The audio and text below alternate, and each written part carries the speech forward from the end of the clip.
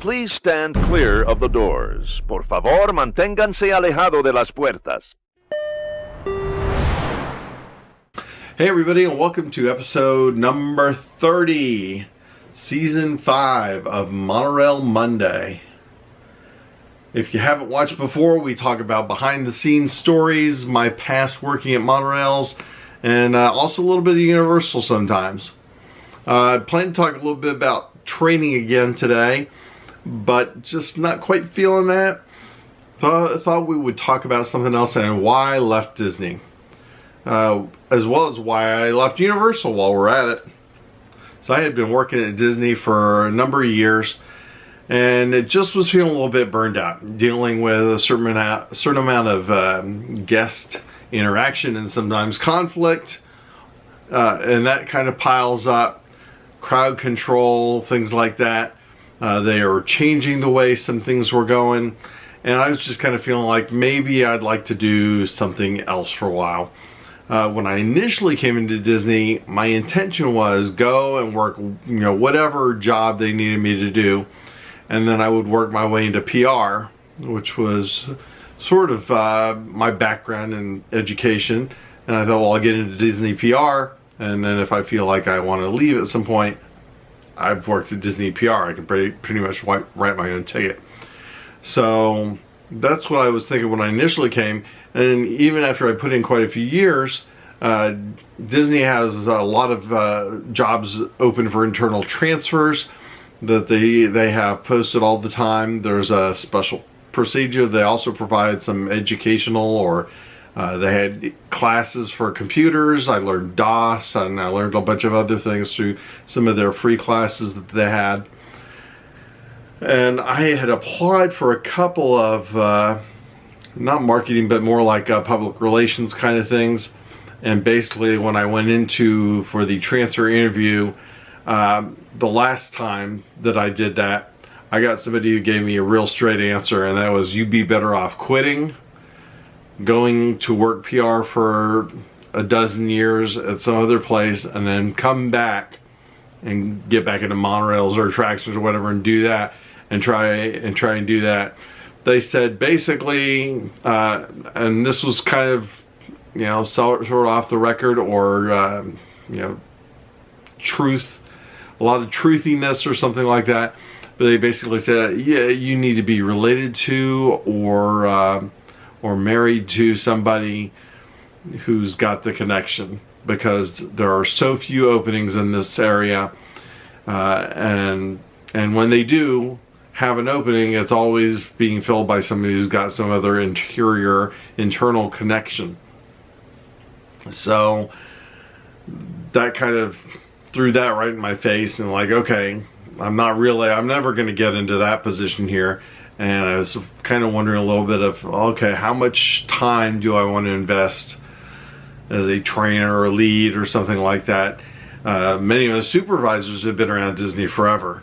And I saw a lot of the low-end supervisors who are in departments but not department heads, just there for 15, 20 years, and they're doing the same thing. They were making more money when they could earn overtime as an hourly than they were making when they were a salary, and had to fill in basically overtime but not get paid for overtime because you're salaried.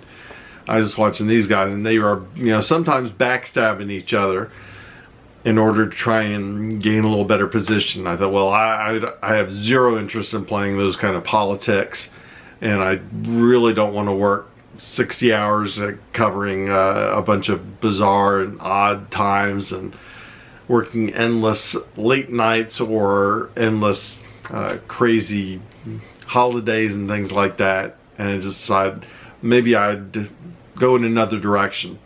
And that's when I ended up going for a job with the airlines. And I got a job with the airlines, was a flight attendant for 10 years, and that was awesome because I ended up getting to travel everywhere.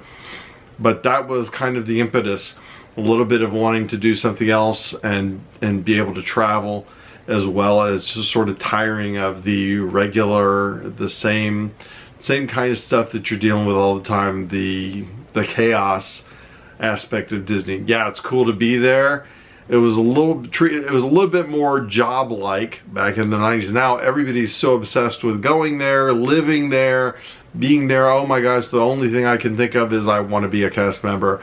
And there was a little bit less of that.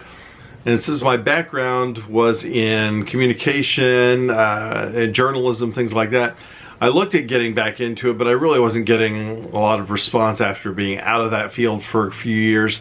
And I just decided, well, I would just go in a totally different direction. And with the flight attendant thing, I was able to travel a ton, go to a lot of places I never would have been able to go. And that ultimately was worth leaving Disney for. I left Universal a couple years before that. I was working both jobs for a little while, like almost 2 years, I think. Disney and Universal at the same time, and I was working crazy hours. I worked mornings at Universal, drive as fast as I could over to Disney, and work closing shifts until 1 a.m., 2 a.m. or something like that there. And I was doing lead there too, so I would be just racing back and forth between the two places. And ultimately that I just couldn't keep that schedule up anymore. So after a while, that just became tiring. And I figured, okay, I'm gonna drop off of that and just do Disney for a while and just focus on that. And it probably was 2 years after that I finally said, okay, I need to either go in another direction, transfer, or what have you. I briefly contemplated transferring out of Monorails. If I had done that, I think I might have gone to either hotels. I was thinking maybe Wilderness Lodge. The other option would have been hang on a little bit until Animal Kingdom opens. I was contemplating what it would be like if I opened a brand new park. That might have been really, really cool. So I thought, well, if I stay, maybe I can make sure that I'm set up so that I could transfer to the new theme park, and that might be a lot of fun. So contemplated doing that as well, but ultimately decided to pull the plug and just go in another direction, and ended up flying for a commuter airline for a year before flying with a major airline. I did go back to Disney, or at least went back to casting while I was flying, and interviewed for the possibility to come back as what they called at the time casual temporary. Basically you had full-timers, you had regular part-timers, and you had what we call casual temporary, casual seasonal. And the casual temporary, you basically had to work 1 day a year to still be considered an employee. Now, you would not gain any seniority when you were not working. But if I came back and said, okay, I'm going to work the week of Christmas, they would bring me back, give me a little bit of training, a day or so of refresher or something like that, and I would have been able to work for like a week and leave again. They take your ID, and you can basically stay at Disney working that way. But in order to do that, I needed to be available a lot more, especially during the holidays, than I was going to be available through the airline. So ultimately I had to turn that down and did not try again after that.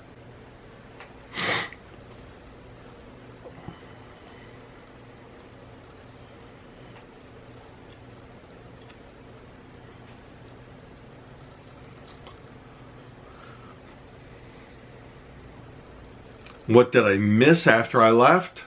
Mostly the friends. Toward the end, I was giving away drive shifts for monorails. I was often saying, hey, you want to drive? You can drive. I'll just stay on the platform. I was not as concerned with driving the train anymore. I was kind of like, yeah, been there, done that.